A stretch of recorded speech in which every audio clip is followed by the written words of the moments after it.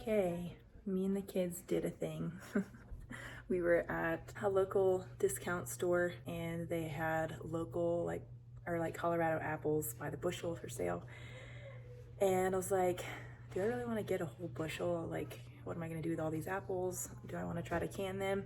And the kids were like, yeah, we'll help you can them. So we bought a whole bushel of apples and we're gonna plan on canning a bunch of stuff today, or canning a bunch of stuff. I don't know if it'll all get done today. So yeah, we're excited. The apples are really good. I don't know if they are organic or whatever, but like they look like they're not waxed, which is really awesome to me. So yeah, they taste great too. They're very like firm, so I think they're gonna be great for canning. We got one batch of applesauce going, and while that was cooking down, we made some lunch. I was just making steak and soup here. Our life has been really busy the past month, and it felt really nice on this day in particular to slow down and just do like really slow things that take a lot of time and just be at home. And yeah, it was great.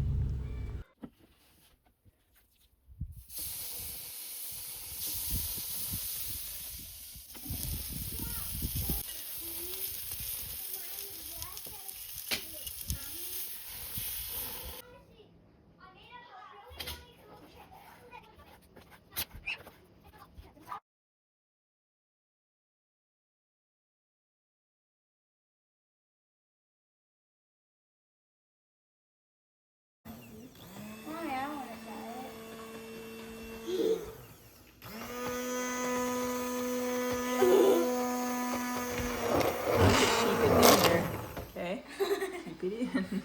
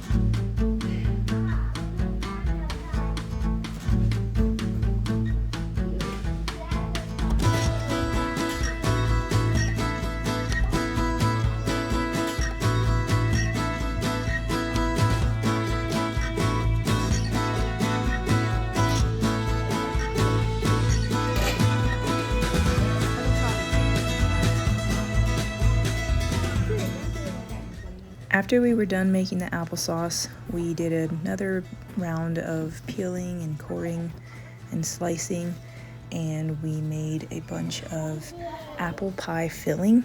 We canned quite a bit of it, and then we also froze some of it. The children really pulled their weight, or at least the oldest two did. They pulled their weight in helping to peel everything and just really help with every step of the process that they were able to help with. I think the jars here were a little heavy for Sage, but she did a good job anyhow, and we did not break anything. Then I went for a little run while the apple pie filling was in the water bath canner. I went for 1.5 miles, and it just makes me feel so good and strong to be doing some type of exercise. Plus the views are nice too. Then we decided to go ahead and try making apple cider vinegar for the first time with our apple scraps. It's a really great way to use up the apple scraps And you can use fresh apples too if you want, which we did have to kind of do a mixture because I didn't think about using the apple scraps until we had thrown some of them out.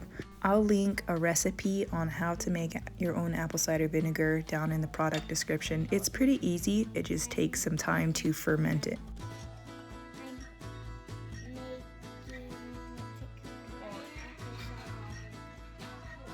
Okay, what were you pouring in there? The sugar and water, and now I'm putting this paper towel on top so it can breathe. Okay, and then we're gonna let it sit in a dark place for 2 weeks. Oh. And we have to stir it every day. Are you gonna help stir it? Yeah. Okay. There.